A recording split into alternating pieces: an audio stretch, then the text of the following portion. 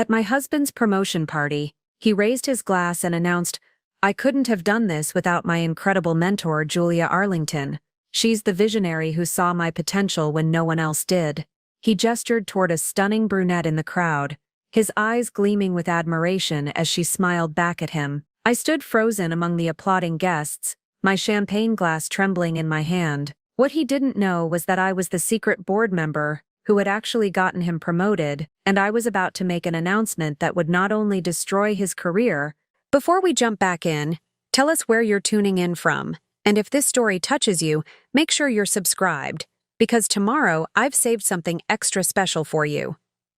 But expose the work violations that would land him in federal prison. The crystal chandelier cast prismatic light across the Grandview Country Club's main ballroom, as I watched my husband of 8 years transform into a stranger before my eyes. James Moss stood at the podium, his navy suit perfectly tailored, his smile radiating the confidence that had first attracted me during our college years at Northwestern. But tonight, that same smile felt like a knife twisting in my chest. "Ladies and gentlemen," James continued, his voice carrying across the room filled with our city's business elite, "when I started at Meridian Financial 3 years ago, I was just another ambitious analyst, but Julia Arlington saw something in me that I didn't even see in myself." The crowd of roughly 200 guests turned their attention to Julia, who stood near the bar wearing a midnight blue cocktail dress that probably cost more than most people's monthly salary. At 34, she was only 2 years younger than me, but she carried herself with the kind of polished sophistication that came from old money and Ivy League connections. Her auburn hair was swept into an elegant chignon,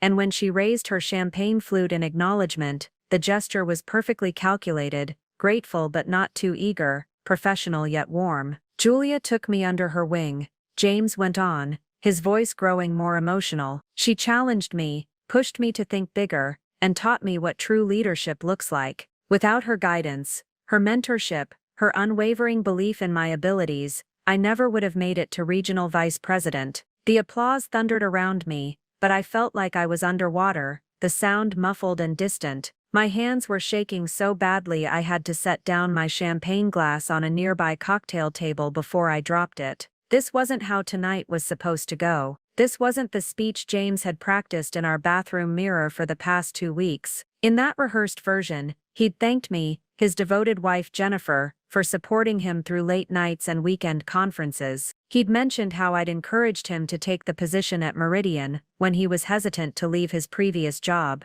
He'd talked about our partnership, our shared dreams, our future together. Instead, he was publicly crediting another woman for his success, while I stood invisible in a crowd of people who barely knew I existed. "Julia didn't just mentor me professionally," James continued, and I watched in horror as his voice took on an almost reverent tone. "She taught me to believe in myself, to reach for goals I never thought possible. She's not just a colleague, she's become family." The word families hit me like a physical blow. James's eyes found Julia's across the room, and they shared a look that lasted just a beat too long. It was the kind of look that spoke of inside jokes, shared secrets, intimate conversations, the kind of look he used to give me. Harold Gideon, the company's CEO and the man who had personally offered James this promotion just 6 weeks ago, stepped forward to join him at the podium. At 62, Harold commanded respect with his silver hair and authoritative presence. He'd built Meridian Financial from a small regional firm into a powerhouse that managed over $3 billion in assets. "James is absolutely right about Julia's impact,"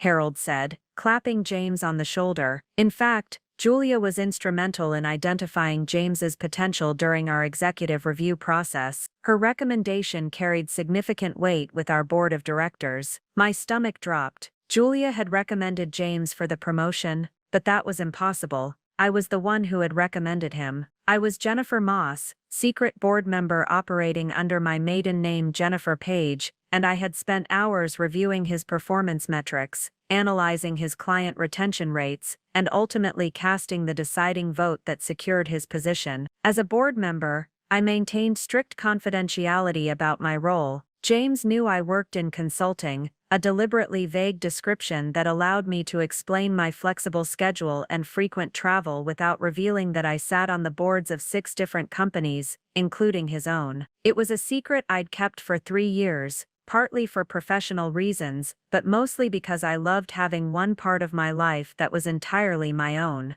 But now, watching him credit Julia Arlington for my work, I felt that secret burning in my throat like acid. Julia's insight into talent development is unparalleled, Harold continued. She has an eye for identifying leaders who can drive real growth. James, you're lucky to have such a dedicated advocate. The crowd erupted in another round of applause, and I watched James beam with pride that should have been directed at me. Julia graciously accepted the recognition, raising her glass toward the podium, with a smile that seemed genuine enough to fool everyone in the room, everyone except me, because I knew something they didn't. 3 weeks ago, while reviewing quarterly reports in my capacity as a board member, I'd discovered irregularities in several client accounts that James managed, unauthorized transfers, inflated fees, and documentation that didn't match the actual transactions. The amounts weren't enormous, a few thousand here, a few thousand there, but they followed a pattern that suggested systematic embezzlement. I'd been agonizing over what to do with that information. How do you investigate your own husband for financial crimes? How do you reconcile the man you married with evidence that he might be stealing from his clients? I'd told myself there had to be an explanation,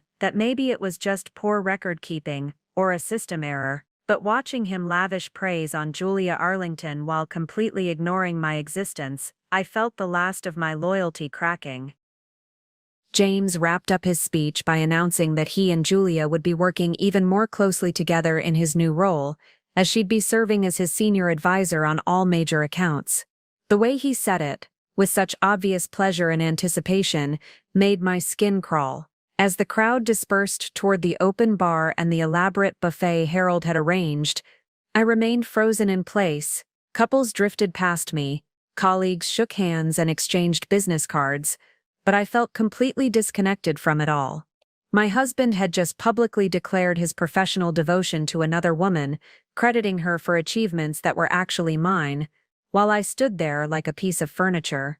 And tomorrow morning, I would walk into the boardroom, where I'd helped secure his promotion and review the evidence that would destroy his career forever.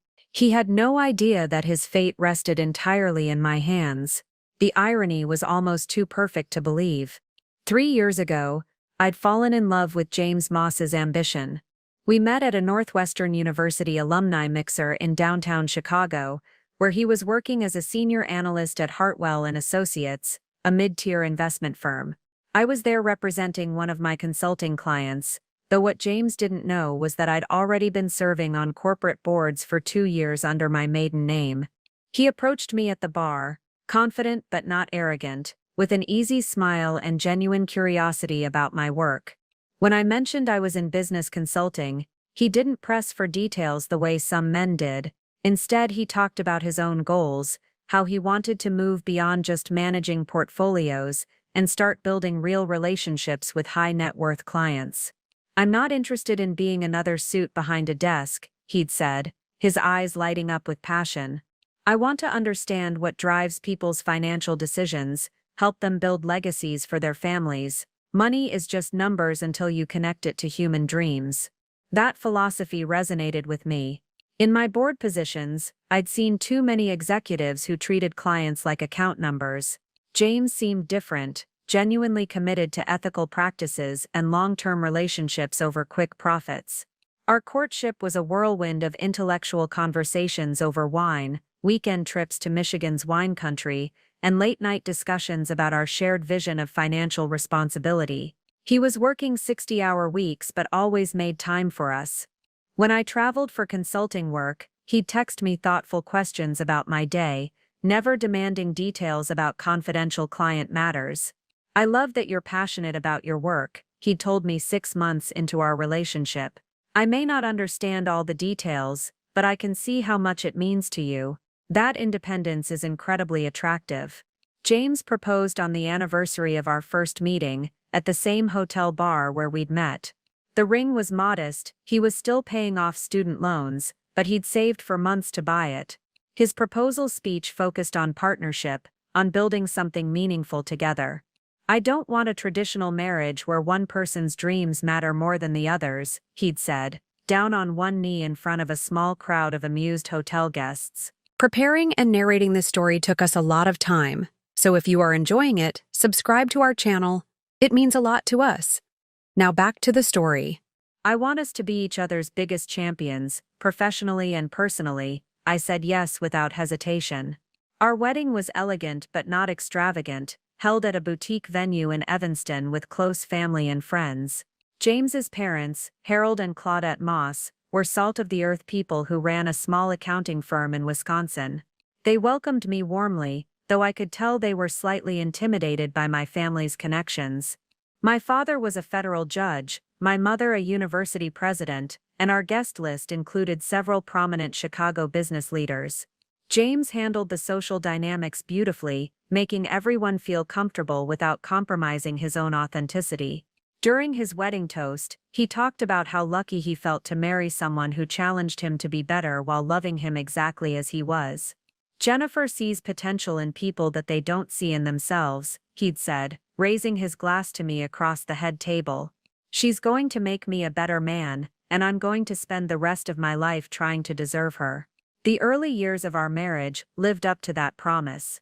James threw himself into his work with renewed energy, earning recognition for his client retention rates and innovative investment strategies.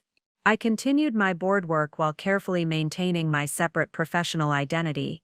We bought a charming Tudor-style house in Wilmette, adopted a golden retriever named Charlie, and talked about starting a family. James was supportive of my travel schedule, never questioning when I had overnight trips for client meetings. He trusted me completely, just as I trusted him.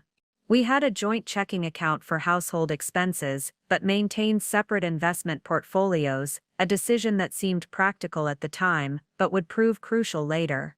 "I love that we're both building something," he'd say during our Sunday morning coffee ritual. "Your consulting work, my client base, we're creating the foundation for whatever comes next." The first crack in our foundation appeared 18 months ago, subtle enough that I initially dismissed it. James started mentioning a new colleague named Julia Arlington, who joined Hartwell as a senior portfolio manager. "She was brilliant," he said, with an MBA from Wharton and family connections that opened doors with ultra-high net worth clients. "She has this way of reading people instantly," James explained after a company networking event. 5 minutes into a conversation, she knows exactly what motivates a potential client. It's like watching an artist work. I felt a small twinge of unease at his obvious admiration, but reminded myself that I'd always encouraged James to learn from successful colleagues. Professional mentorship was healthy, even when the mentor happened to be an attractive woman. Julia's name began appearing more frequently in James's work stories. She'd suggested he pursue additional certifications to strengthen his credentials. She'd introduced him to clients from her family's social circle. She'd recommended him for high-profile projects that showcased his skills to senior management. "Julia thinks I should consider moving to a larger firm," James mentioned casually one evening while we were making dinner together. "She says someone with my talent is wasted at Hartwell's level." That comment bothered me more than I wanted to admit. Not because I disagreed.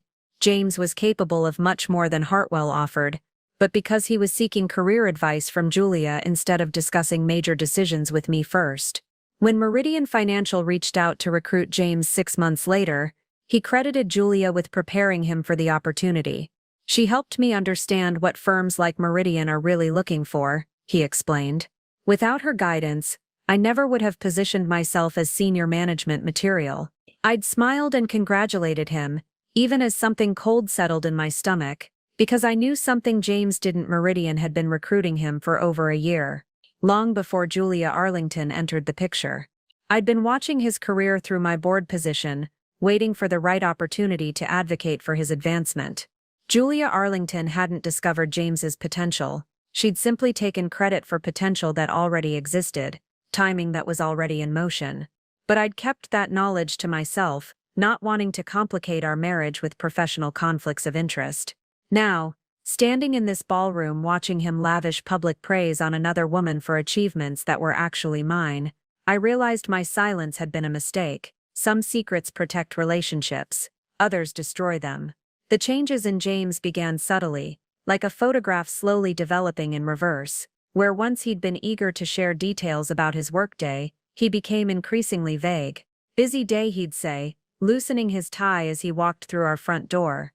Lots of client meetings. When I asked follow-up questions, who he'd met with, what projects he was working on, his answers became shorter, more evasive. Just the usual portfolio reviews, he'd mumble, already reaching for his phone to check messages. The phone became a constant presence between us. During dinner, it would buzz with what he claimed were urgent client communications. He'd glance at the screen, his face lighting up in a way that used to be reserved for me, then quickly flip it face down with an apologetic smile. Sorry, honey. Julia's been working on this new client acquisition strategy. She has some really innovative ideas about market penetration. Julia.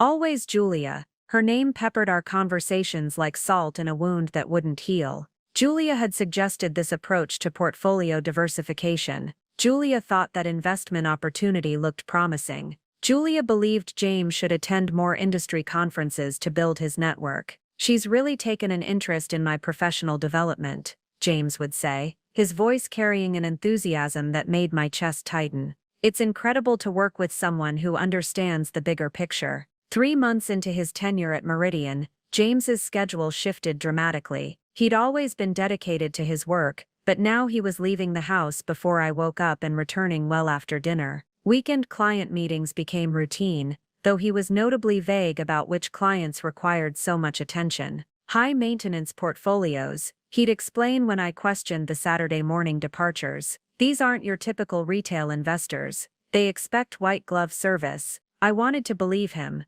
As someone who served on multiple boards, I understood the demands of serving wealthy clients, but something felt off about the pattern. Why did these critical meetings always seem to involve Julia? Why did James shower and change clothes before leaving for what he claimed were informal client consultations? The intimacy between us began to evaporate, like morning dew. James would come to bed hours after I did, claiming he needed to review market reports or prepare presentations. When I reached for him in the darkness, he'd mumble about being tired or stressed about upcoming deadlines. I know I've been distracted lately, he said one Sunday morning, the first time he'd acknowledged the growing chasm between us. This promotion track is more demanding than I expected. Julia warned me it would require sacrifices, but I didn't realize how much. Julia had warned him, not his wife of 8 years, not his life partner, but his colleague who'd known him for less than 2 years. What kind of sacrifices? I asked, setting down my coffee cup with deliberate care.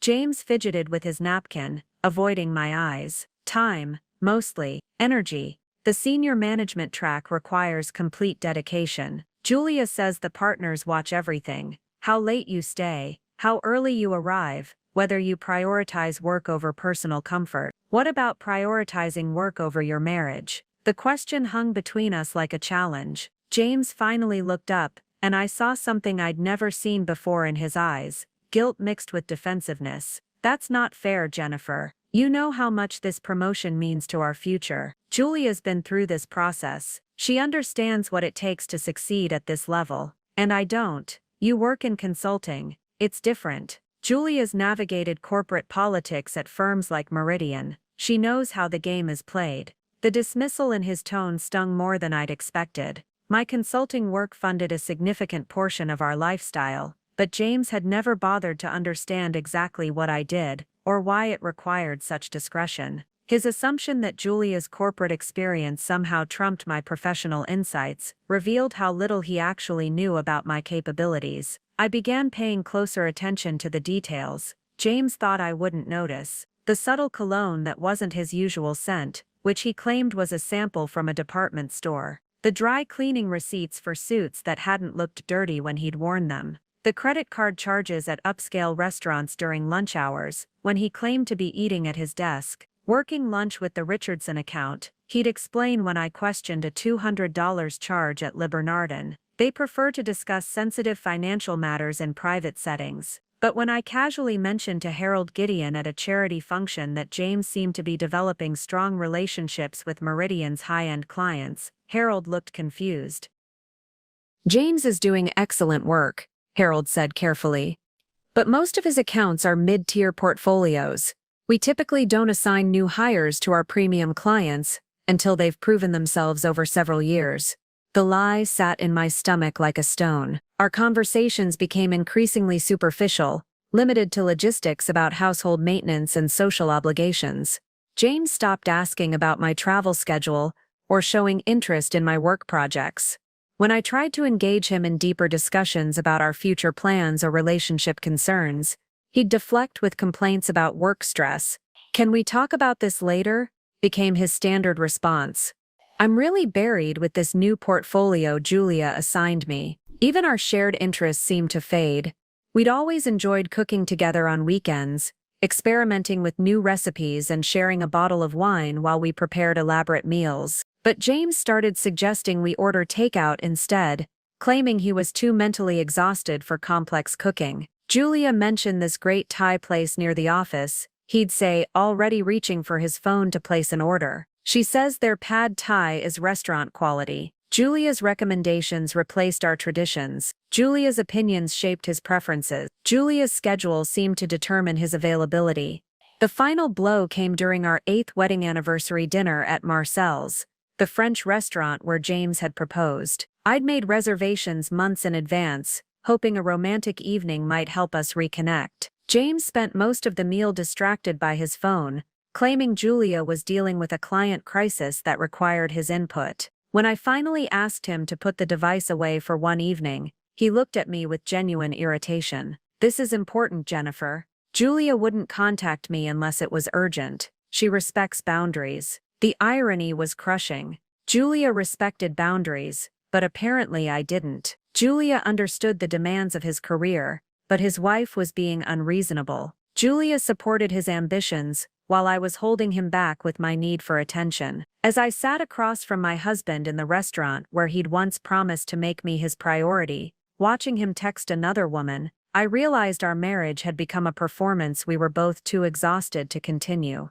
And I was no longer willing to be the only one fighting to save it. The truth began unraveling on a Tuesday morning in March, hidden inside a load of laundry that changed everything I thought I knew about my marriage. James had been working late again, or so he claimed, and had come home after midnight with his shirt wrinkled and his tie stuffed carelessly into his jacket pocket. He'd mumbled something about client entertainment running longer than expected before disappearing into our guest bathroom to shower. When I woke up the next morning, he was already gone, leaving behind a pile of clothes that needed to go to the dry cleaner. I was sorting through his pockets, a mundane Tuesday routine I'd performed hundreds of times over the years, when my fingers found something unexpected in his suit jacket. Not the usual collection of business cards and receipts, but something smooth and rectangular that made my heart skip. A hotel key card. I pulled it out slowly, as if moving too quickly might make it disappear. The Fairmont, Chicago, room 1247.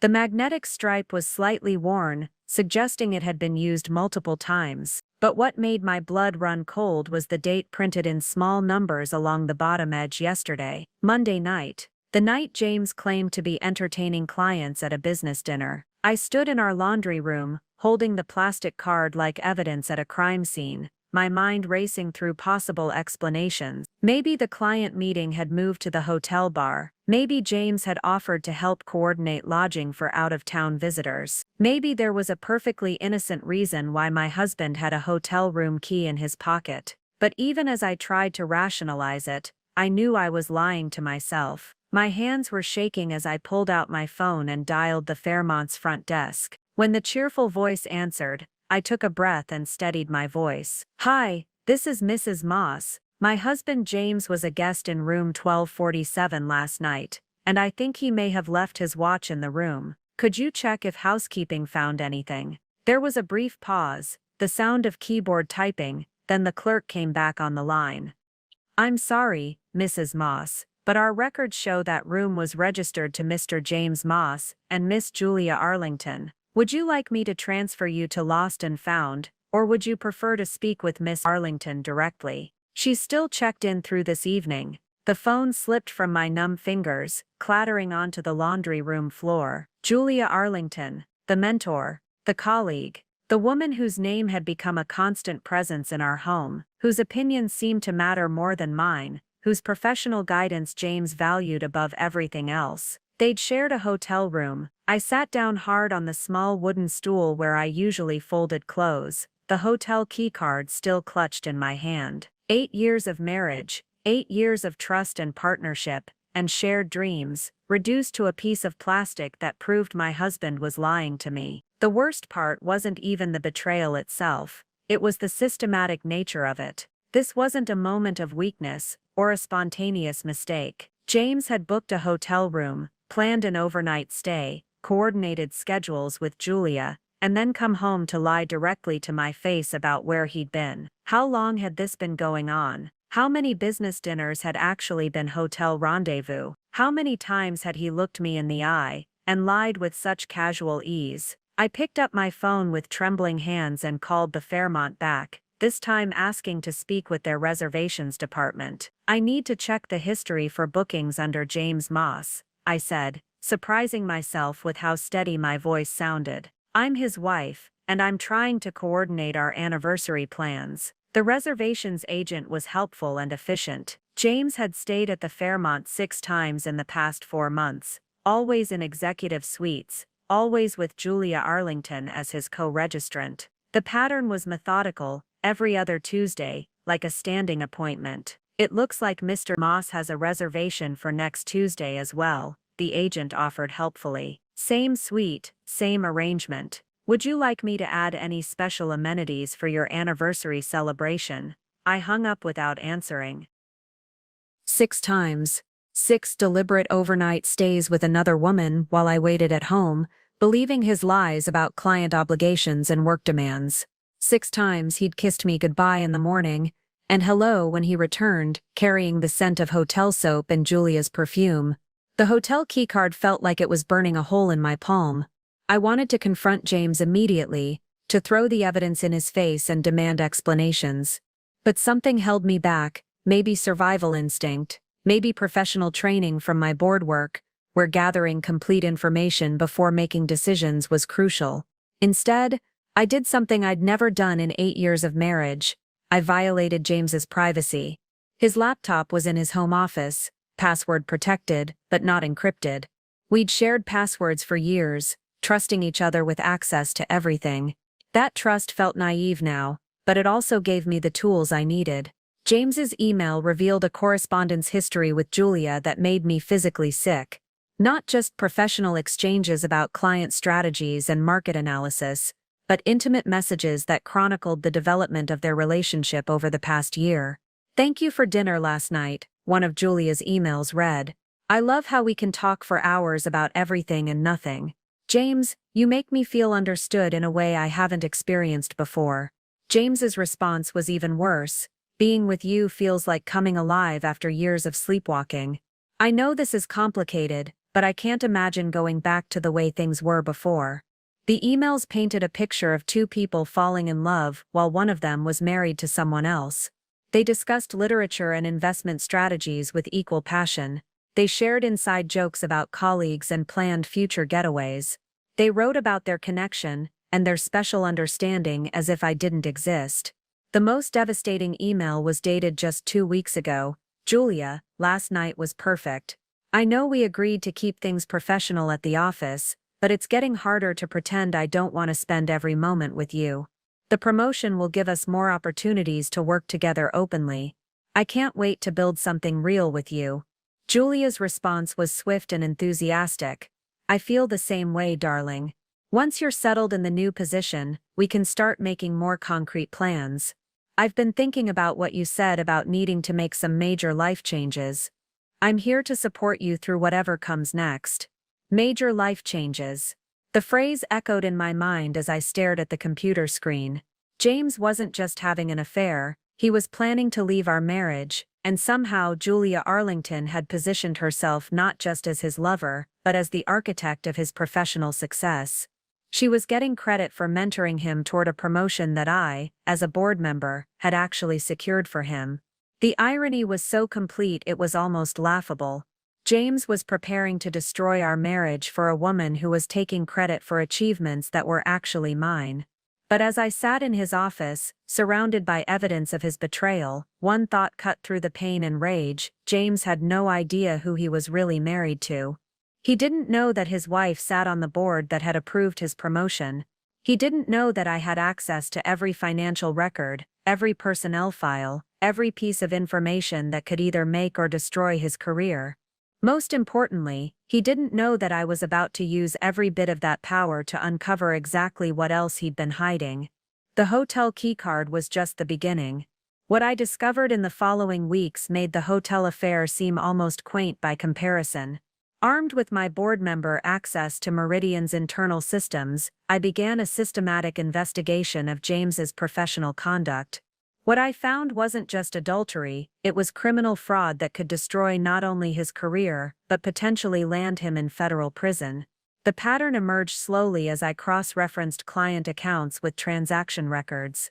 James had been skimming small amounts from his managed portfolios, typically between $2,000 and $5,000 per month, from accounts belonging to elderly clients or trusts, where the beneficiaries rarely examined detailed statements.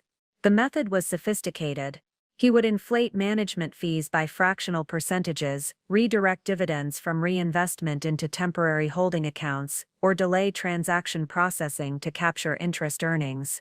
Each individual theft was small enough to avoid triggering automatic audit flags, but together they amounted to over $180,000 stolen from client funds over the past 18 months.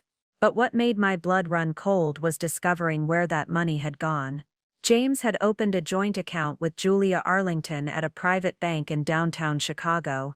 The deposits matched the missing client funds almost exactly, creating a clear paper trail that would be devastating in court. They'd used the stolen money to fund their affair: luxury hotel suites, expensive dinners, weekend getaways to Wisconsin's Door County, and a stunning emerald necklace that Julia had worn to several office events. The bank records revealed something even more disturbing. James and Julia had applied for a mortgage pre-approval using the stolen funds as their down payment. They were planning to buy a lakefront condo in Lake Geneva, Wisconsin, apparently as their future love nest once James divorced me. Property search history, I whispered to myself, scrolling through their shared laptop history from the bank's online portal. They'd been looking at houses for months, planning a life together funded by theft from vulnerable clients. One email exchange between them was particularly damning. "The Petersons' account won't miss the extra management fee," James had written to Julia. "They're 83 and never question their statements. That should cover the down payment for the Lake Geneva property." Julia's response chilled me. "Perfect, darling. I've already arranged for the transfer to look like a standard portfolio rebalancing. No one will ever notice." They weren't just stealing money, they were specifically targeting elderly clients who were less likely to catch the fraud. The casual cruelty of it made me physically nauseous. But Julia's involvement revealed something even more sinister. She didn't work at Meridian Financial. According to her LinkedIn profile and our company records, Julia Arlington was a senior portfolio manager at Blackstone Wealth Management, one of our biggest competitors. She was conducting corporate espionage. Every mentoring session with James, every piece of career advice, every strategic recommendation had been designed to extract confidential client information from Meridian. James's laptop contained dozens of files he'd shared with her: client contact lists, investment strategies, confidential financial reports, even board meeting minutes that he shouldn't have had access to. Julia had been using James to steal our proprietary information while simultaneously helping him embezzle from our clients. And James, blinded by infatuation and flattered by her attention, had handed over everything she asked for. The scope of the betrayal was breathtaking.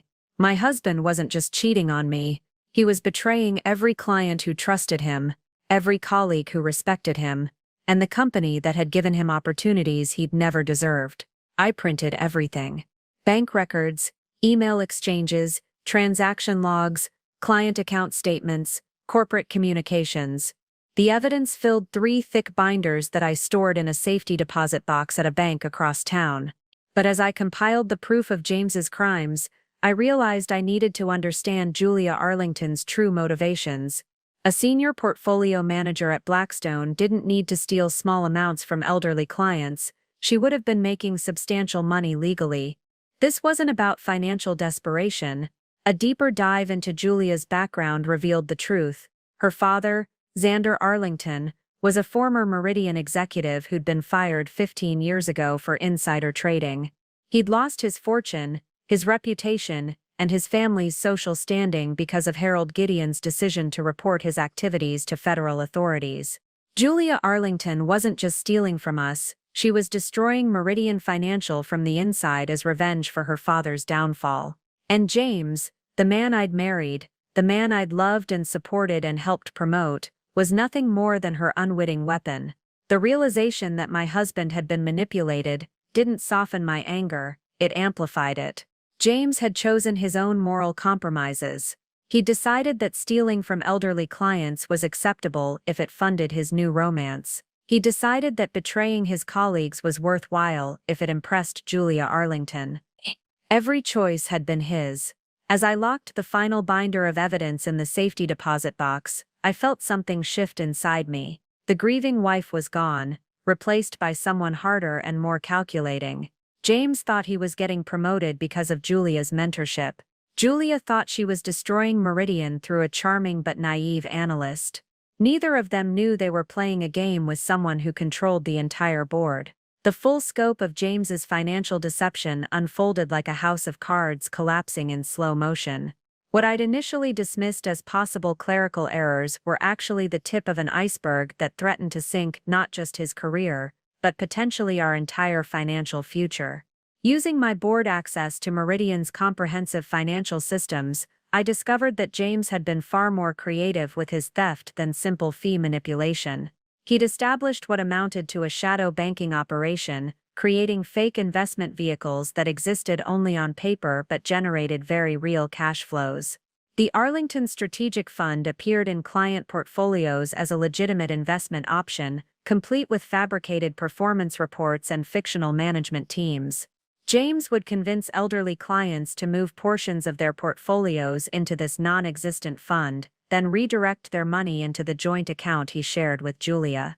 The clients received monthly statements showing steady returns, never realizing their money was funding weekend getaways to expensive resorts.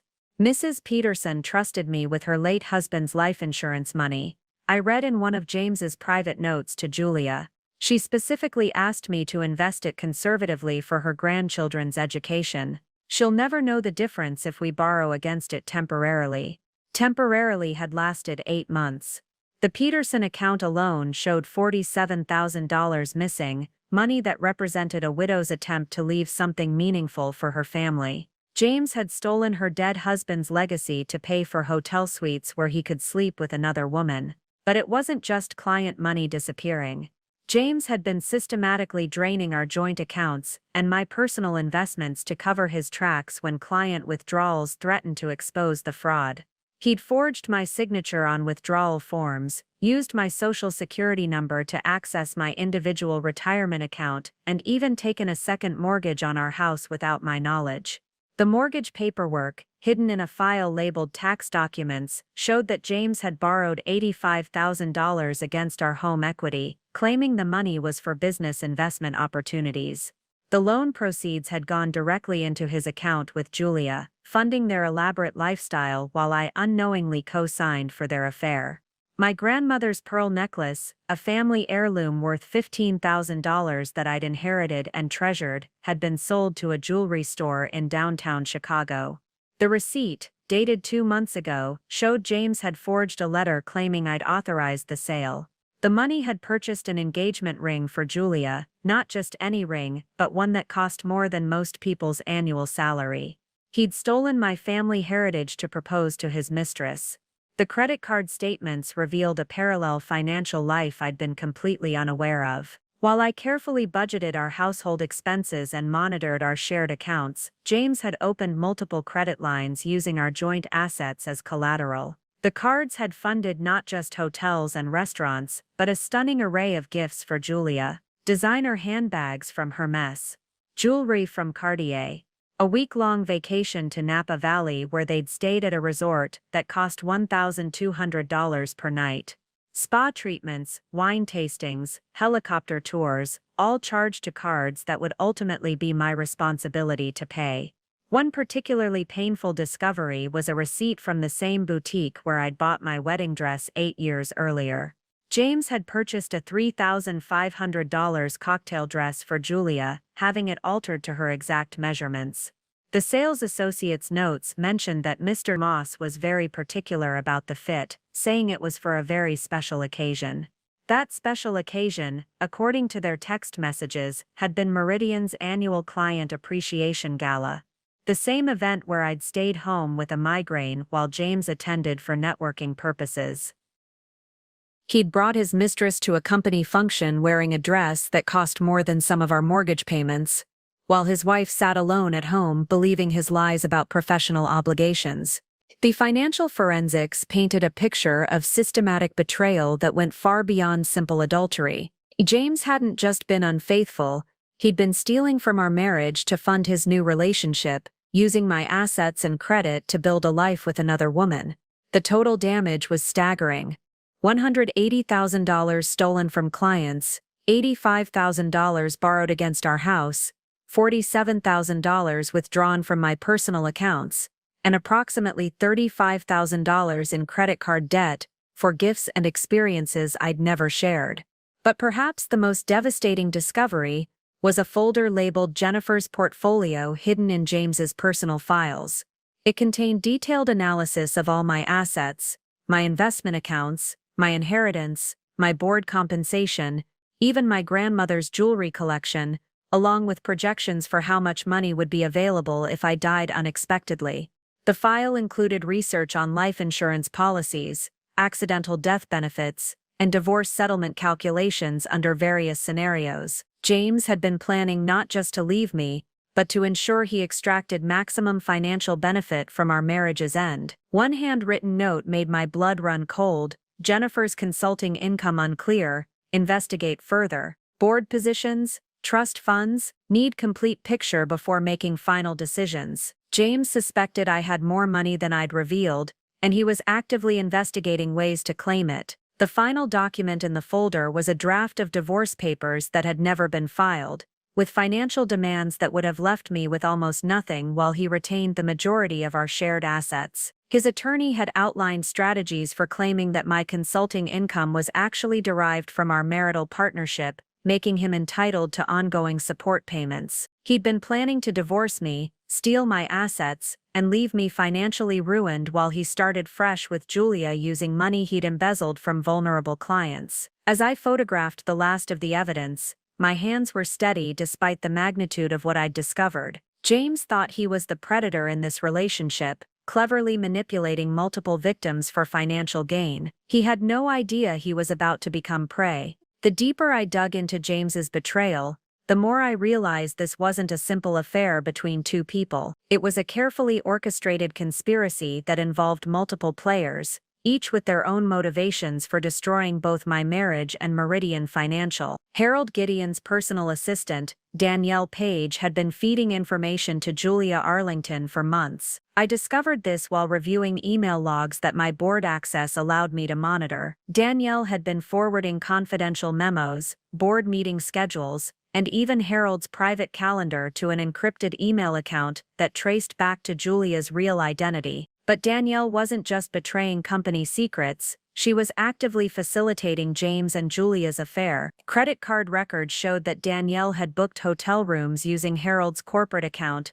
ostensibly for client meetings that never appeared on any official calendar. She'd made restaurant reservations under false names and even coordinated travel arrangements for Julia's visits to Chicago. The most shocking discovery was that Danielle was Julia's half-sister. Their father, Xander Arlington, had apparently been more prolific in his personal relationships than his professional misconduct had revealed. Court records from his messy divorce 15 years ago mentioned two daughters from different relationships, both of whom had been financially devastated when his insider trading scandal destroyed the family fortune. Danielle Page had changed her name and spent years working her way into a position of trust at Meridian, waiting for the right opportunity to exact revenge for her father's downfall. When Julia approached her with a plan to systematically destroy the company from within, Danielle had eagerly agreed to help. Phase 1 complete. Read one of Danielle's encrypted messages to Julia. Your boyfriend has access to everything Harold sees. Financial reports, client lists, strategic planning documents. He's been very generous with information sharing. Julia's response was chilling. Perfect. James is so eager to impress me, he'd probably hand over the nuclear codes if I asked nicely. Phase 2 begins next month when he gets the promotion.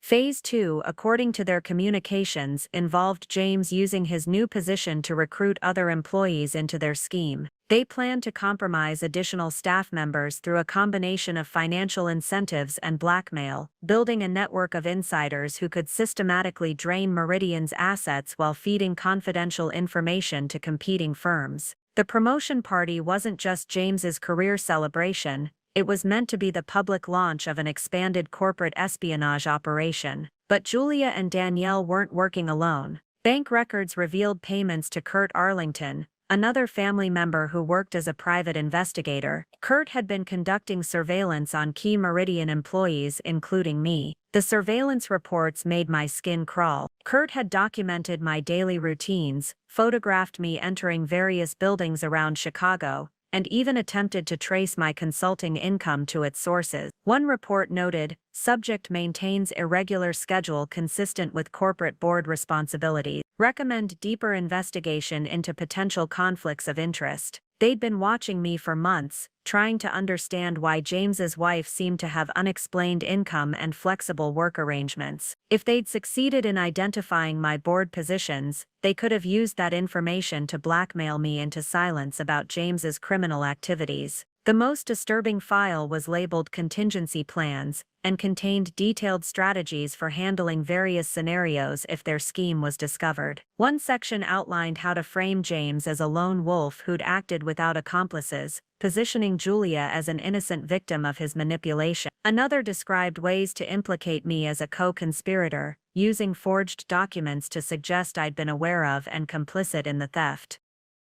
Jennifer Moss represents the greatest risk to operational security, Julia had written in one memo. Her background suggests intelligence and financial sophistication that could threaten our timeline. Recommend accelerating Phase 2 and implementing protective measures. The protective measures included plans to plant evidence in our home that would suggest I'd been embezzling from my own clients, creating a narrative where James and I were both criminals who'd ultimately betrayed each other. They'd been planning to destroy my reputation and potentially my freedom, using me as a scapegoat for crimes I'd never committed. Reading those files, I felt something cold settle in my chest. This wasn't just about my marriage or even James's career. The Arlington family had declared war on everyone they blamed for their father's downfall, and they were willing to destroy innocent lives to achieve their revenge. But as I compiled evidence of their conspiracy, I realized they'd made one crucial mistake. They'd assumed that Jennifer Moss was just a suburban housewife with mysterious consulting income, someone who could be manipulated or framed without significant consequences. They had no idea they were targeting someone who sat on the boards of 6 major corporations, someone with connections throughout Chicago's business community, someone with the power to destroy them more completely than they could ever imagine. The Arlington family wanted to finish what their father had started 15 years ago. Instead, they were about to discover why Harold Gideon had been right to report Xander Arlington's crimes, and why some families never learn from their mistakes. The network of deception was about to collapse, and I would be the one holding the detonator. My salvation came from an unexpected source, Marcus Chen, the forensic accountant, who'd been quietly investigating irregularities in Meridian's client accounts for the past 6 months. I'd known Marcus peripherally through my board work, but our paths had never crossed professionally until I received an encrypted email at my Jennifer Page account requesting a confidential meeting. The message was brief but urgent. Patterns in your company's financial data suggest systematic fraud. Need to discuss findings with board oversight. We met at a small coffee shop in Oak Park, far from Meridian's downtown offices and the social circles where James might recognize either of us. Marcus was younger than I'd expected, probably in his early 30s, with the intense focus of someone who lived in spreadsheets and financial algorithms. "I've been tracking anomalies for months," he said, sliding a tablet across the table. "Small discrepancies that individually look like clerical errors, but together form a clear pattern of embezzlement." The data on his screen matched my own discoveries with surgical precision. Marcus had identified the same inflated fees, the same phantom investment funds, the same systematic targeting of elderly clients that I'd found through my investigation of James. "The sophistication suggests inside knowledge," Marcus continued. "Someone with administrative access to client accounts and deep understanding of our audit procedures. But there's something else. I think this goes beyond simple theft." He showed me analysis I hadn't seen before, patterns of information requests that suggested someone was mining client data for competitive intelligence. Investment strategies were being replicated at rival firms within weeks of implementation. Client acquisition targets were being poached with suspicious precision. "Whoever's doing this isn't just stealing money," Marcus explained. "They're stealing our entire business model and selling it to competitors." I felt a chill of recognition. Julia Arlington's corporate espionage was more extensive than I'd realized. "Have you identified the perpetrator?" I asked, careful to keep my voice neutral. Marcus hesitated, then pulled up another screen showing transaction patterns. "James Moss appears to be the primary actor, but the sophistication suggests he has help. Someone with access to executive-level information that Moss wouldn't normally see." "What's your next step?" "I need to present my findings to the board, but I wanted to run them past board oversight first. This kind of systematic fraud could destroy investor confidence if it's not handled properly." This was my moment. Marcus had done the investigative work that would corroborate everything I'd discovered independently. His external analysis would provide the credibility needed to take action without revealing my personal connection to the crimes. "Marcus," I said carefully, "what would you say if I told you that the board member responsible for oversight has additional evidence that supports your findings?" His eyes sharpened with interest. "I'd say that coordination between forensic analysis and board oversight could build an airtight case." Over the next hour, I revealed selected pieces of my investigation: the financial evidence, the pattern of client targeting, the connection to competitor firms. I was careful not to mention the affair, or my personal relationship to James, framing everything in terms of corporate security and fiduciary responsibility. Marcus listened with growing amazement as I outlined the scope of the conspiracy. When I mentioned Julia Arlington's real identity and her connection to Blackstone Wealth Management, he actually leaned back in his chair. "Corporate espionage," he whispered. "This isn't just embezzlement, it's economic warfare. And it gets worse," I said, showing him evidence of Danielle Page's involvement. "Harold's assistant has been compromised. They have access to everything: board decisions, strategic plans, confidential client information." Marcus's expression grew grim. "If Harold's assistant is feeding information to competitors, then every major decision Meridian has made in the past year could have been anticipated and countered." We spent another hour coordinating our evidence and planning our approach. Marcus would compile the financial analysis while I prepared the corporate governance documentation. Together we would present an irrefutable case to the full board. But as we prepared to leave, Marcus asked the question I'd been dreading: "How did you get access to some of this information?" "Employee communications, personal financial records that goes beyond normal board oversight." I met his gaze steadily. "Marcus, there are aspects of this investigation that involve personal safety and ongoing criminal activity.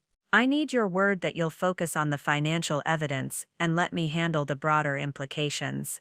He studied my face for a long moment, clearly recognizing that I was holding back crucial information. Finally he nodded. "You have my word. But Jennifer, if there's personal danger involved, you need to be careful. People who steal this much money don't hesitate to hurt anyone who threatens their operation." As we parted ways, I felt both relief and apprehension.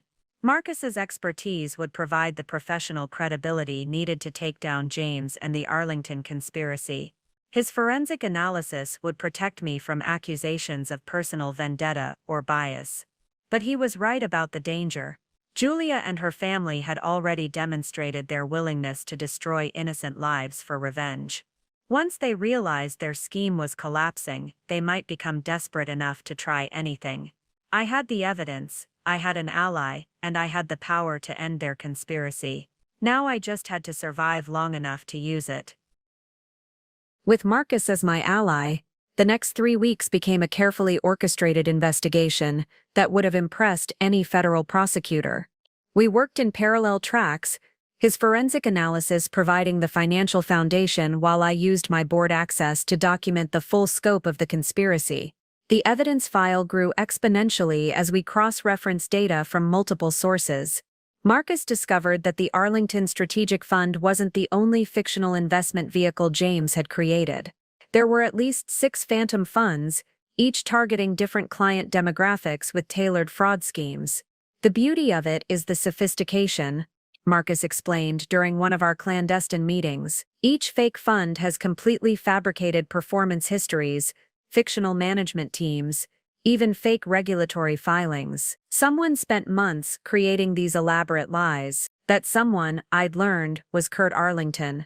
His private investigation business was actually a front for document forgery and identity fraud. He'd created false credentials for the phantom fund managers, fabricated performance data that would pass casual scrutiny, and even established fake regulatory compliance records. The Arlington family had turned financial fraud into an art form. But while Marcus focused on the money trail, I was building a case that went far beyond simple embezzlement. Using my board access to Meridian's security systems, I discovered that Danielle Page had been installing surveillance software on company computers for months. Every email Harold sent, every document he reviewed, every confidential conversation he had was being monitored and transmitted to Julia Arlington in real time. Meridian's entire strategic planning process had been compromised from the very top. The surveillance logs revealed something even more disturbing. They'd been watching me specifically. Danielle had flagged my consulting income as suspicious and recommended deeper investigation into my background. Subject Jennifer Moss maintains financial independence inconsistent with stated profession.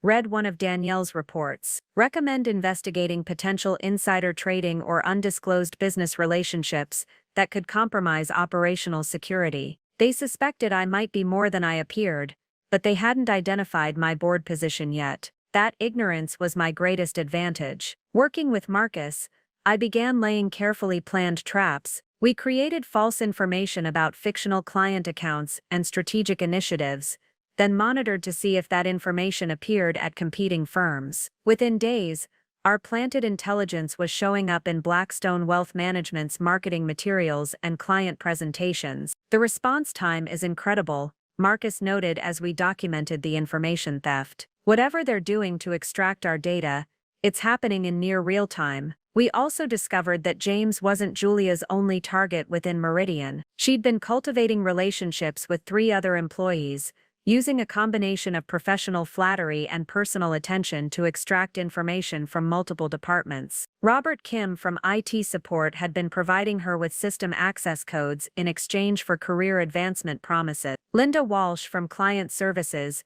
had been sharing confidential customer profiles after Julia convinced her they were collaborating on industry research. Even the facilities manager, Tom Brennan, had been giving her physical access to offices after hours. Julia Arlington had turned employee recruitment into a systematic operation, building a network of unwitting accomplices who believed they were helping a colleague while actually committing corporate espionage. She's good, Marcus admitted grudgingly as we reviewed the scope of her operation. Evil, but strategically brilliant. She identified exactly which employees had access to different types of information and developed customized approaches for each target. The most chilling discovery was a timeline document found in Danielle's encrypted files that showed their ultimate plan. Phase 2, which was supposed to begin after James's promotion, involved escalating from information theft to active sabotage. They planned to manipulate Meridian's investment algorithms to create systematic losses that would destroy client confidence. They intended to leak confidential client information to regulatory authorities,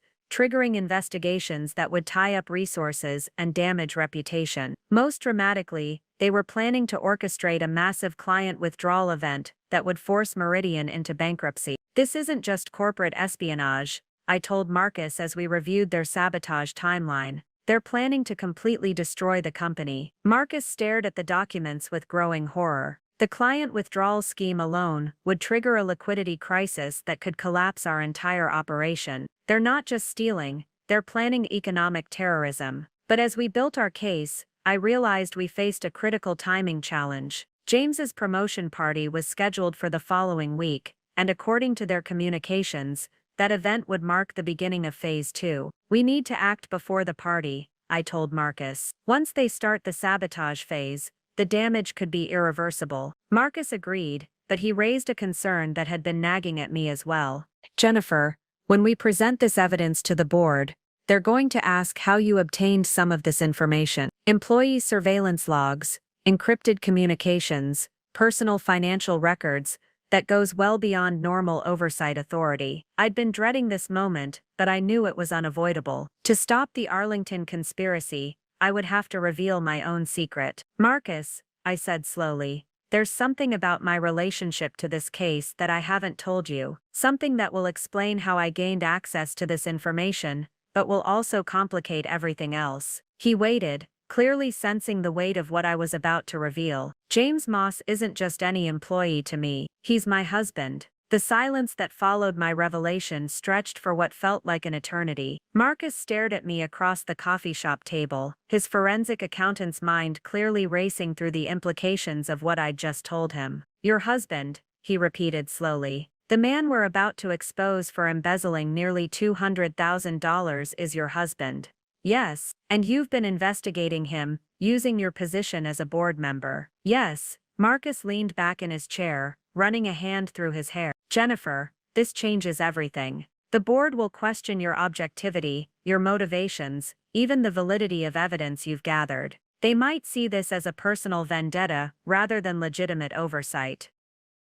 I'd expected this reaction, but hearing it aloud still stung.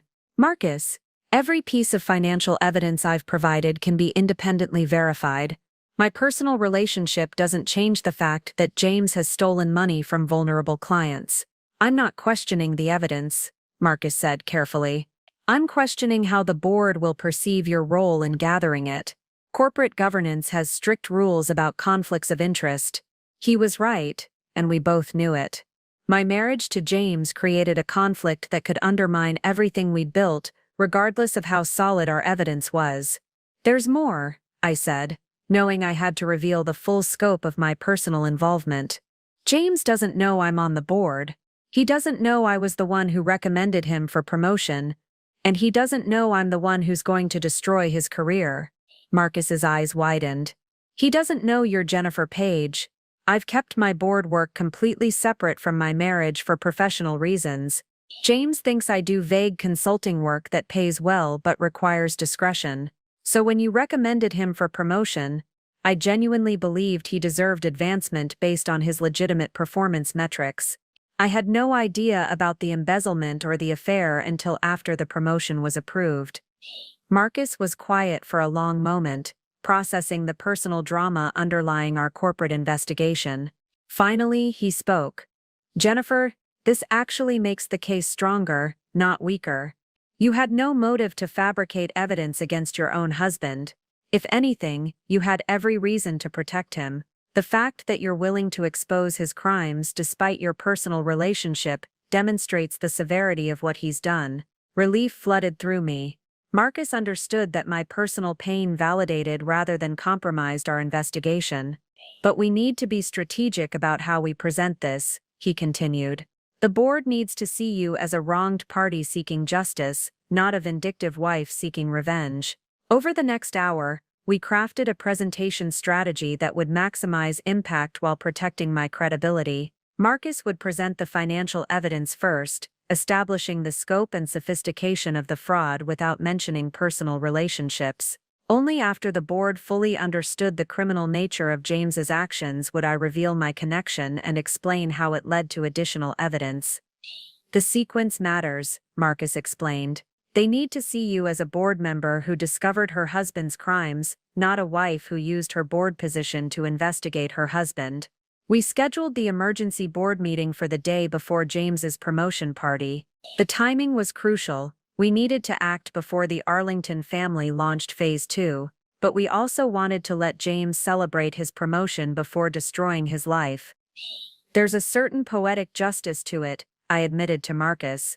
He'll have one night of triumph before everything collapses. But as we finalized our plans, Marcus raised a concern that had been nagging at me as well. Jennifer, what happens after we expose this? James will know you're the one who brought him down. Julia and her family will realize their entire operation has been compromised. Have you thought about your personal safety? I had thought about it more than I wanted to admit. The Arlington family had already demonstrated their willingness to destroy lives for revenge. Once they realized I'd outmaneuvered them, they might become desperate enough to try anything. I've taken precautions, I said, not mentioning the detailed documentation I'd prepared and stored in multiple locations, or the fact that I'd quietly moved most of my personal assets to accounts James couldn't access. What about your marriage? Marcus asked gently. Even if James avoids prison time, this will end everything between you. The question hit harder than I'd expected. Despite everything James had done, despite the betrayal and theft and lies, part of me still mourned the death of what we'd once had. My marriage ended the moment James decided to steal from his clients to fund an affair, I said finally. I'm just making it official. As we prepared to leave, Marcus handed me a secure phone. Use this for all communications related to the case. If they've been monitoring your regular phone,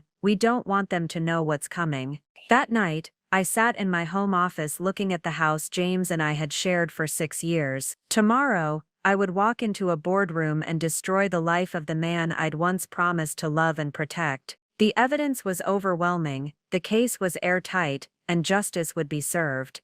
But victory felt surprisingly hollow when it meant losing everything you'd built with the person you'd trusted most. James was upstairs packing for another business trip with Julia, completely unaware that his wife was about to end both their careers forever. In less than 24 hours, the game would be over, and I would be the only player left standing. The morning of the emergency board meeting, I woke before dawn with the clarity that comes from absolute certainty. Today, I would destroy my husband's life, end a criminal conspiracy, and save a company that had trusted the wrong people. James was already gone, having left for an early breakfast meeting that his calendar showed was actually another hotel rendezvous with Julia. His absence gave me time to make final preparations without arousing suspicion. I dressed carefully for the board meeting, choosing a navy blue suit that projected authority without appearing vindictive. The goal was to look like a professional board member seeking justice, not a betrayed wife seeking revenge. My final stop before leaving was our home safe, where I retrieved the last piece of evidence I'd been saving, James's personal laptop, which contained communications and financial records he thought were secure. Over the past week, I documented every aspect of his criminal activity, but the laptop held the smoking gun that would make denial impossible. Messages between James and Julia discussing specific client accounts they planned to target, spreadsheets calculating how much money they could steal before triggering audit flags. Most damning of all, a detailed timeline for Phase 2 that showed their plan to destroy Meridian completely. Marcus met me at Meridian's headquarters 30 minutes before the emergency session was scheduled to begin.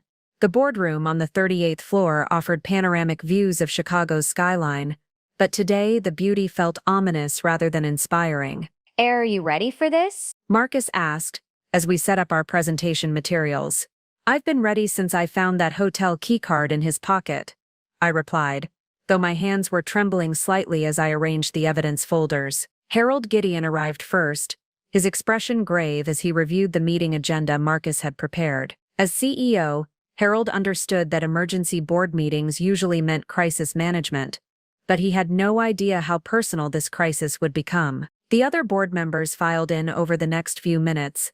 Margaret Sterling, from Sterling Industries, David Chen from Chicago Capital, Robert Martinez from Martinez Holdings, and Patricia Wong from Wong Enterprises. These were people I'd worked with for 3 years, colleagues who respected my judgment and business acumen. They were about to learn that their colleague Jennifer Page was also Jennifer Moss, wife of the man we were about to expose for corporate fraud. Before we begin, Harold said, taking his seat at the head of the conference table, I want to note that this emergency session was called by our forensic accounting team in coordination with board oversight. The matter under discussion involves potential criminal activity within our organization. Marcus stood first, his presentation remote steady in his hand. Ladies and gentlemen, over the past 6 months, I've been investigating financial irregularities that suggest systematic embezzlement from client accounts. The next 20 minutes were a masterclass in forensic accounting. Marcus walked the board through transaction patterns, documented theft methodologies, and quantified losses with surgical precision. He showed them the fake investment funds, the inflated fees, the systematic targeting of elderly clients. The total amount stolen appears to be approximately $180,000, Marcus concluded. But the sophistication of the scheme suggests this is part of a larger operation involving corporate espionage and planned sabotage. Margaret Sterling was the first to speak. Who is responsible for this theft? James Moss, regional vice president, appears to be the primary perpetrator, Marcus replied. However, evidence suggests he's working with external accomplices who may be connected to competitive firms. Harold's face darkened at the mention of James's name. As CEO, he'd personally celebrated James's promotion just weeks earlier. What evidence do we have? David Chen asked. This was my moment. I stood slowly, feeling the weight of what I was about to reveal. The evidence is extensive, I said, my voice steady despite my racing heart. Financial records, email communications, surveillance data, and corroborating documentation from multiple sources. I activated the presentation system, displaying the first piece of evidence, bank records showing the joint account James shared with Julia Arlington. James Moss has been depositing stolen client funds into this account, which he shares with Julia Arlington, a senior portfolio manager at Blackstone Wealth Management. The board members leaned forward, recognizing the name of their primary competitor. Ms. Arlington has been using her relationship with Mr. Moss to extract confidential client information, strategic planning documents, and proprietary investment strategies, I continued. This information has been used to benefit Blackstone at our expense. I showed them the correlation between Meridian's internal strategies and Blackstone's subsequent market moves.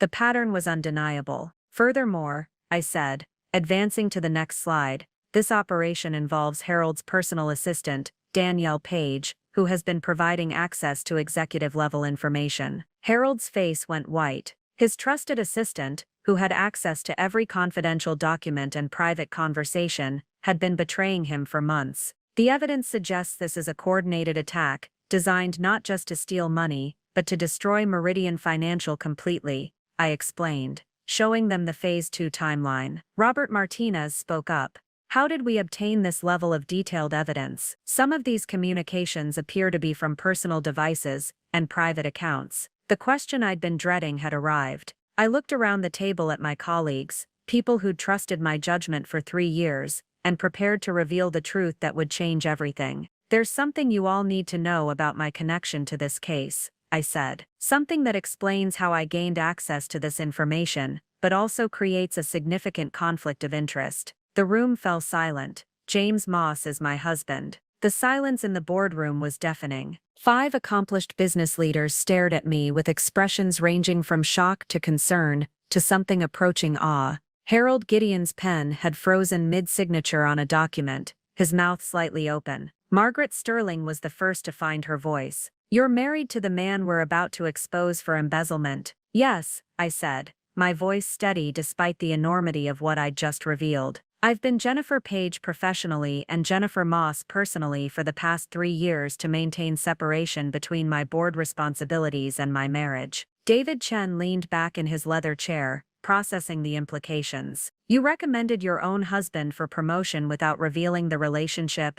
I recommended him based solely on his legitimate performance metrics, I replied. At the time I had no knowledge of his criminal activities. I believed he deserved advancement. Harold finally found his voice. Jennifer, this creates an unprecedented conflict of interest. How can we trust evidence gathered by someone with such a personal stake in the outcome? It was the question I'd prepared for, the challenge that could undermine everything Marcus and I had built. Harold, I understand your concern, I said, advancing to the next slide in my presentation. But consider this, I had every motive to protect James, not expose him. I could have used my board position to cover up his crimes, to redirect investigations, to ensure he was never caught. I showed them a timeline of my own actions over the past month. Instead, when I discovered evidence of embezzlement, I immediately began documenting it. When I found proof of corporate espionage, I preserved every piece of evidence. When I realized the scope of the conspiracy, I partnered with Marcus to build an airtight case. Patricia Wong spoke up, her tone thoughtful. You're saying your personal relationship actually validates the evidence rather than compromising it. Exactly. I replied. A wife doesn't typically gather evidence to destroy her husband's career, unless the crimes are so serious that justice outweighs personal loyalty. Marcus stepped forward, adding his support. The financial evidence I've presented is completely independent of Mrs. Moss's personal investigation. Every transaction record, every account analysis, every pattern of theft was discovered through standard forensic accounting procedures. I activated the screen again, showing the most damaging piece of evidence, James's personal laptop data. What my marriage provided was access to information that would have been impossible to obtain through normal channels, I explained. James's personal communications with Julia Arlington, his private financial records, his detailed plans for Phase 2 of their operation. The laptop screen displayed a conversation between James and Julia that made the entire board shift uncomfortably in their seats. The old man trusts Danielle completely, James had written. She can get us access to anything Harold sees before he sees it. Board meeting agendas, strategic planning documents, even his personal calendar. We'll know their moves before they make them. Julia's response was equally damning. Perfect. Once Phase 2 begins, we'll systematically destroy every major client relationship, while Harold scrambles to understand what's happening. By the time they realize we're inside their operation, Meridian will be finished. Robert Martinez whistled low under his breath. This isn't just embezzlement. They're planning corporate assassination, which brings us to the urgency of this meeting, I said, advancing to the final section of my presentation. James's promotion party is scheduled for tonight. According to their communications, that event marks the beginning of Phase 2. I showed them the detailed sabotage timeline, manipulated investment algorithms, leaked client information, orchestrated withdrawal campaigns, and systematic destruction of Meridian's reputation. If we don't act today, by tomorrow morning Julia Arlington and her accomplices will begin actively destroying this company, I concluded. Harold's face had grown progressively redder as the presentation continued. Danielle, he muttered. My own assistant. She's had access to everything for 2 years, which is why we need to move immediately, Marcus interjected. Every moment we delay gives them more opportunity to destroy evidence or accelerate their timeline. Margaret Sterling looked directly at me. Jennifer, what are you asking us to do? The question hung in the air like a challenge. These 5 people held the power to validate my investigation, or dismiss it as the vindictive actions of a betrayed wife. Their decision would determine whether justice was served, or whether the Arlington conspiracy succeeded in destroying Meridian. I'm asking you to authorize immediate termination of James Moss, Danielle Page, and any other employees found to be compromised, I said. I'm asking you to contact federal authorities to report the embezzlement and corporate espionage, and I'm asking you to let me handle the confrontation with James personally. David Chen frowned. What do you mean, handle it personally? A cold smile crossed my face as I thought about James preparing for his promotion party, completely unaware that his career was about to end. Tonight, James expects to celebrate his advancement while publicly crediting Julia Arlington for his success, I explained. He has no idea that his wife is the board member who actually got him promoted, or that she's the one who's going to destroy him. I looked around the table at my colleagues, people who'd trusted my judgment for years. I want to be the one to tell him. The vote was unanimous. 5 board members, faced with overwhelming evidence of systematic fraud and corporate espionage, authorized every action I'd requested. but it was Harold Gideon's reaction that surprised me most. "Jennifer," he said, his voice heavy with both anger and admiration, "I've been in business for 40 years, and I've never seen anyone compile evidence this comprehensive, while maintaining such professional objectivity, under personal circumstances, this devastating." He stood and walked to the window overlooking Chicago's financial district. "Your husband stole from vulnerable clients, betrayed our company, and humiliated you publicly with another woman. The fact that you're sitting here presenting evidence instead of burning down everything he's built speaks to your character." The other board members nodded in agreement. Margaret Sterling added, "We're authorizing your plan, not despite your personal connection to James, but because of it. You've proven that justice matters more to you than personal loyalty." Marcus pulled up the final presentation screen. "We need to coordinate timing carefully. Federal authorities are standing by to make arrests, but we want to catch as many conspirators as possible before anyone realizes the operation has been compromised." The plan we'd developed was elegant in its simplicity. James's promotion party would proceed as scheduled, giving us the perfect opportunity to expose the entire conspiracy in front of witnesses, while ensuring maximum humiliation for the perpetrators. "Danielle doesn't know we've discovered her role," Harold noted. "She'll be at the party tonight, probably monitoring everything to report back to Julia Arlington. And Julia will be there as James's special guest," I added. "He's planning to publicly credit her for his success, never knowing that his wife actually secured his promotion." Patricia Wong leaned forward. "Jennifer, are you certain you want to confront them publicly? We could handle this through private terminations and legal proceedings." I thought about the hotel keycard, the stolen inheritance money, the engagement ring purchased with my grandmother's pearls. I thought about James planning to divorce me while stealing my assets, and Julia Arlington positioning herself as his savior, while actually manipulating him for corporate espionage. "They plan to humiliate me publicly," I said. "They've stolen from elderly clients who trusted them. They've betrayed every colleague who believed in them. Public exposure isn't just appropriate, it's necessary." Harold returned to his seat with a grim smile. "Then let's give them a party they'll never forget." We spent the next hour coordinating with federal authorities and preparing the evidence for immediate legal action. FBI agents would be stationed discreetly around the country club, ready to make arrests once I'd exposed the conspiracy publicly. Marcus handed me a secure communication device. "This will connect you directly to Agent Rodriguez, who's leading the federal investigation. Once you've revealed everything publicly, trigger this signal, and they'll move in." As the meeting concluded, each board member offered their support in ways that surprised me. Margaret Sterling provided the contact information for the best criminal defense attorney in Chicago, suggesting I might need protection if the Arlington family became desperate. David Chen offered to coordinate with media contacts to ensure the story was reported accurately, rather than sensationalized. Most importantly, Harold made a promise that meant everything to me. "Jennifer, regardless of what happens tonight, your position on this board is secure. You've handled this crisis with more integrity than most people could manage under far less personal stress." As I prepared to leave for the most difficult evening of my life, I realized that exposing James's crimes had actually strengthened my professional relationships rather than compromising them. But my phone buzzed with a text message that reminded me the evening's challenges were just beginning. "Can't wait to celebrate with you tonight, darling. This promotion changes everything for us. James."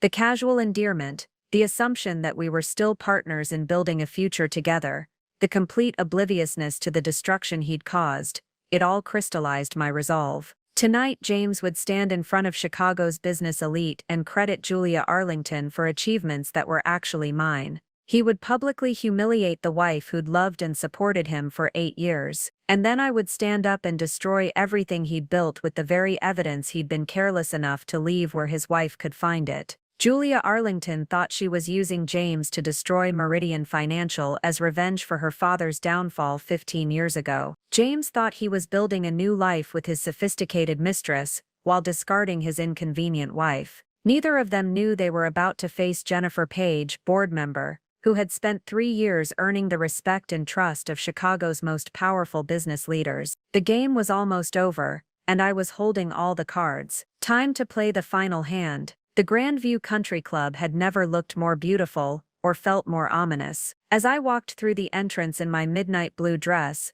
the same one I'd worn to our wedding anniversary dinner, where James had first mentioned Julia's mentorship, I felt like a gladiator entering the arena. James was already at the podium, mid-speech, his face glowing with the triumph he'd been anticipating for months. Julia Arlington stood near the bar in a stunning red cocktail dress, her auburn hair perfectly styled, accepting congratulatory nods from colleagues who had no idea they were celebrating with a corporate spy. And that's why I can say with complete confidence that the future of Meridian Financial has never been brighter, James concluded to enthusiastic applause.